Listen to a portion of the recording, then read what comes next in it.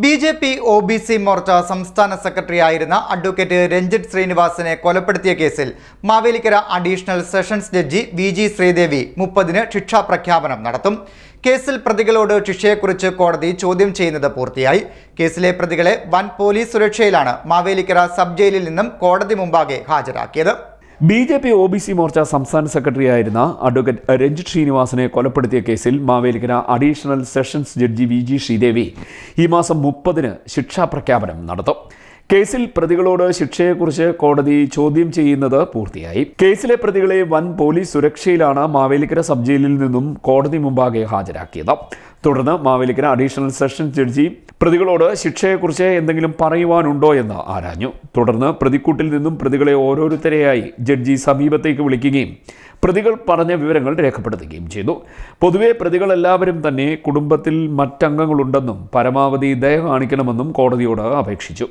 കേസിലെ 5-ാം പ്രതി സലാം പൊന്നാട് വാടക വീട്ടിൽ നിന്നും തൻ്റെ കുടുംബാംഗങ്ങളെ ഇറക്കി വിട്ടിരിക്കുന്ന സാഹചര്യമാണെന്നും അതുകൊണ്ട് തന്നെ പരമാവധി ദയ കോടതിയുടെ ഭാഗത്തു നിന്നും ഉണ്ടാകണമെന്നും അപേക്ഷിച്ചു.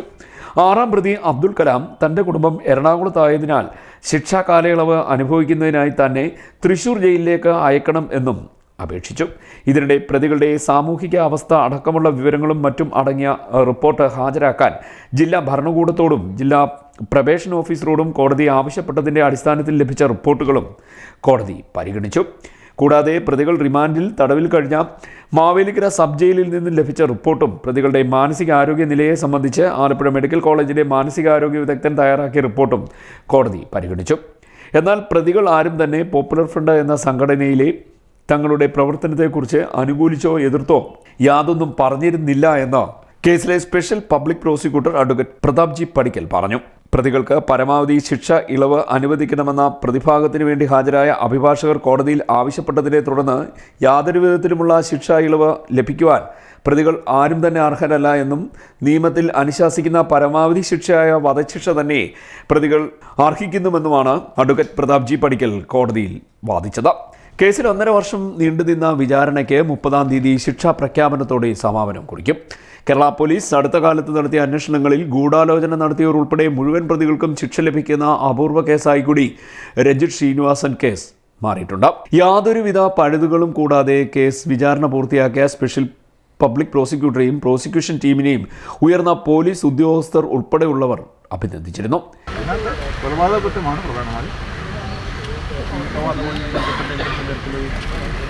തീവ്രവാദമല്ല, ഇത് പോപ്പുലർ ഫ്രണ്ട് ഓഫ് ഇന്ത്യയിൽ നിന്നും SDPI എന്ന് പറയുന്ന സംഘടനയിൽ പ്രവർത്തിക്കുന്ന ഈ പ്രതികൾ രഞ്ജിത്ത് ശ്രീനിവാസൻ എന്ന് പറയുന്ന ഇത് ഓൾറെഡി കോടതി കണ്ടെത്തി കഴിഞ്ഞതിൻ്റെ അടിസ്ഥാനത്തിലാണ് കുറ്റക്കാരെന്ന് നടത്തിയേക്കുന്നത്. ശിക്ഷയെക്കുറിച്ച് പറയുന്ന സമയത്ത് ഞങ്ങൾ SDPI അല്ലെങ്കിൽ SDPIയും പോപ്പുലർ ഫ്രണ്ടും 2 സംഘടനയാണെന്നുള്ള കാര്യങ്ങളൊന്നും കോടതിയുടെ പരിഗണിക്കും. കേസിൽ പ്രോസിക്യൂഷന് വേണ്ടി special public prosecutor Prathap G പടിക്കലിനോടൊപ്പം അഭിഭാഷകരായ ശ്രീദേവി പ്രതാപ്, ശില്പ ശിവൻ, ഹരീഷ് കാട്ടൂർ എന്നിവരാണ് ഹാജരായത്.